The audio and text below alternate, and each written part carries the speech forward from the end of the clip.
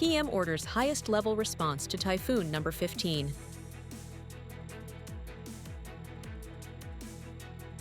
U.S. warns Ukraine of impending defeat.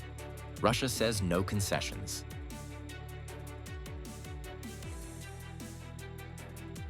Zero-cost rescue team responds across land and water.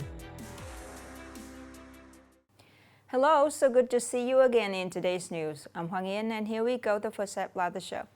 Vietnamese Prime Minister Phạm Minh Chính had just signed an urgent official dispatch requesting ministries, sectors, and local authorities to proactively respond to the typhoon number 15, internationally named Koto, at the highest possible level.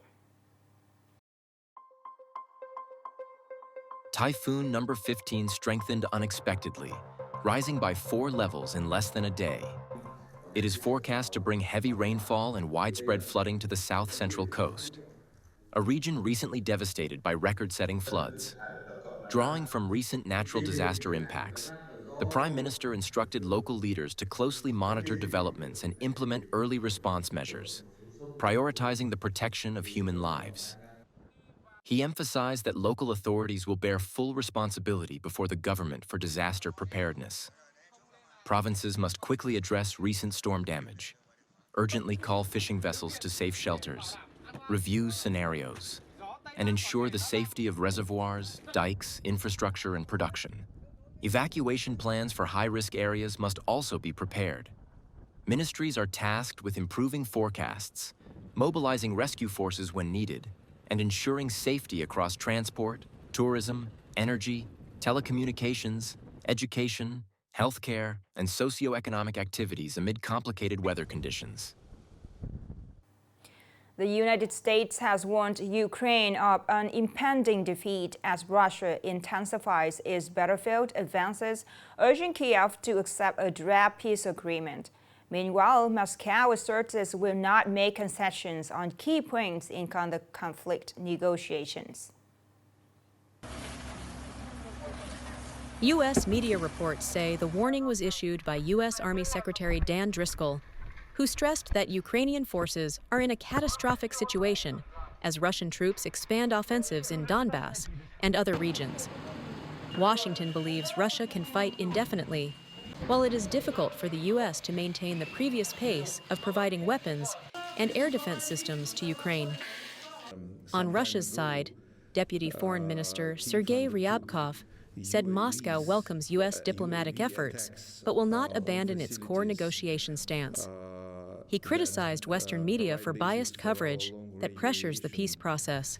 Russia also stated it is not ready to publicly discuss versions of the peace plan proposed by the Trump administration, emphasizing that negotiations require time and focus to achieve a lasting solution. The White House was placed under emergency lockdown after a shocking shooting that targeted National Guard troops near the center of American political power in Washington, D.C. U.S. officials described the incident, which occurred just a few blocks from the White House, as a targeted attack. 2 National Guard soldiers were critically wounded while on patrol and later died in the hospital. The lone suspect was apprehended at the scene, though their identity and motive have not been disclosed. This is the most serious incident involving the National Guard since President Trump began deploying troops to patrol U.S. cities. The event has reignited debate over whether the Guard should be assigned law enforcement duties. Following the shooting, Defense Secretary Pete Hegseth announced the deployment of an additional 500 troops, bringing the total patrol force in Washington to about 2,500. Upcoming are some updated news. The 2025 Autumn Economic Forum in Ho Chi Minh City concluded successfully with many special milestones. The forum gathered over 1,500 delegates and nearly 100 international delegations, focusing on the theme, Green Transition in the Digital Era. Speaking at the forum, Prime Minister Pham Minh Chinh said its greatest achievement was establishing a foundation for long-term strategic cooperation that boosts green and digital development. He urged ministries, sectors, and businesses to rapidly execute action plans aligned with global green standards.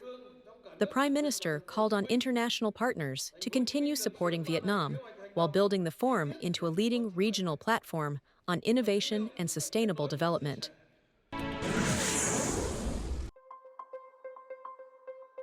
Implementing the housing development program until 2030.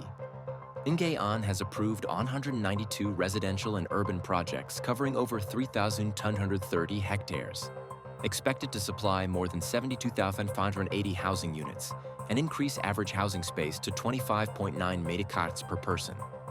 Notably, Nghệ An has completed nearly 2,400 housing units in just 6 months and is expected to exceed 2,500 units by the end of the year, surpassing the central government's target of over 1,400 units for this year.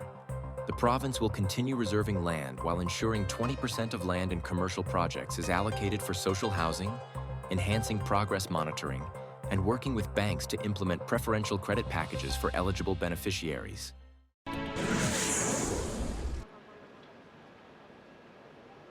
The massive blaze at the Wang Fus Court Complex on November 26 has become Hong Kong's deadliest fire since World War II, killing at least 44 people and leaving nearly 300 missing. The fire erupted in a building wrapped in scaffolding and mesh, spreading rapidly through 7 of the 8 32-story towers.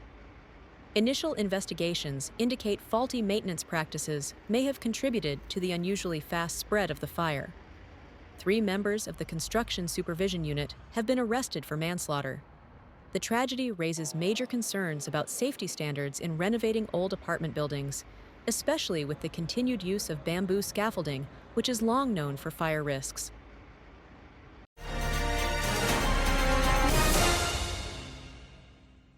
In recent time, the SOS 37 rescue team has become a lifeline for many families during their most critical moments. From zero-cost ambulance trips to water rescue operations, they are always present in most urgent situations. More in the story today. At dawn, SOS 37 volunteers inspect vehicles, tools, and rescue equipment. The phone rings continuously, signaling several cases needing support. Since early morning, we've received several calls. One ambulance will travel from Vinh to Hanoi with a patient, and another team is going to Thanh Hoa to search for a man who drowned while fishing. 2 calls, 2 worries, 2 different directions. But for these volunteers, there is only one choice: get on the road quickly.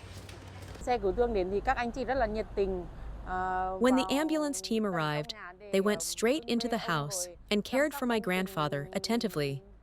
We are deeply grateful to the zero-cost ambulance team for giving hope to poor families to overcome difficulties. After transporting the patient more than 300 km to Hanoi, the ambulance returned to Thanh Hoa to join a water rescue team searching for a missing victim from the previous day. The search area today is quite complicated as Ma River's bed is rocky, and the victim was carrying a 20-kilo air tank, making the search extremely challenging. Nearly 1,000 kilometers traveled in a day, continuous missions. But what keeps SOS 37 going is not physical strength, but a choice to continue helping others overcome their most difficult times. The last story to end our news today. Thank you so much for your attention. Goodbye for now.